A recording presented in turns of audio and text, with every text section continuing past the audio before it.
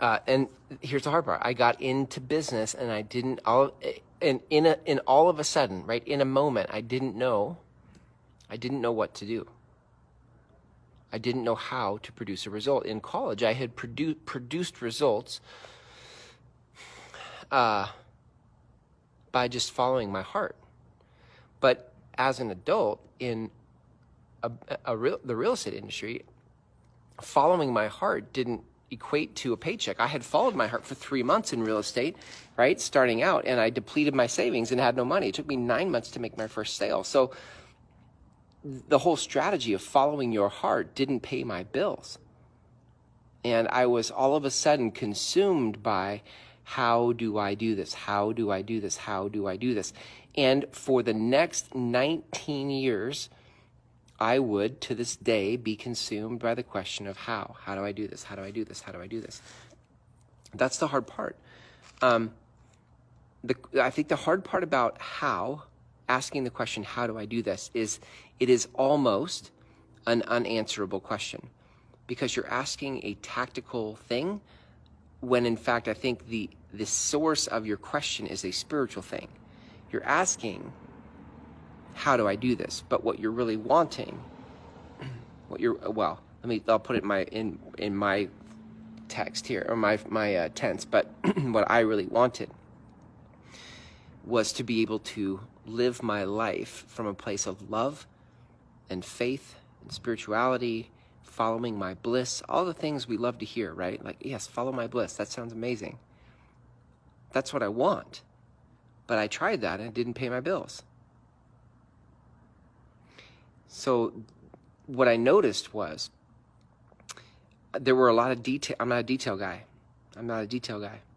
But in business, there are a lot of details. And what anger provided me, it was the tone or the voice in the back of my head that held my feet to the fire of doing the work. Anger was the thing that held me accountable to doing the work, all the minutia, all the little things. My natural tendency is to pursue freedom and just to be like, what should we do today? My anger came back and be like, you don't have time for that. You need to go to work. Get to work. Figure this out. Let's go. How do you do this? How do you do this? How do you do this? So you can see that I was consumed by how. And if we bring this full circle to how we started today, right? Full circle to how we started this episode. Now that in the last 30 days that I've let anger go, I've chosen not to use anger now. Now that I see it, I've chosen not to use anger as the energy to produce a result. But what that's left me with is not knowing exactly what to do. And I'm noticing that without anger, I'm still noticing that there's this question of how do I do it? How do I do it? How do I do it? But without anger to hold my feet to the fire of how to do it, I don't really it's an obsolete question for me now. So now I'm moving into a really unknown territory. I'm like, I don't know what to do next. I'm not sure. We'll see. I feel like there's an opening here to follow my bliss. I feel like I've now come full circle in my life to that whole thing I always wanted, which was to just follow my bliss, play inside of my strengths. I think there's an opportunity for that now. But it's interesting because there is a part of me that's terrified to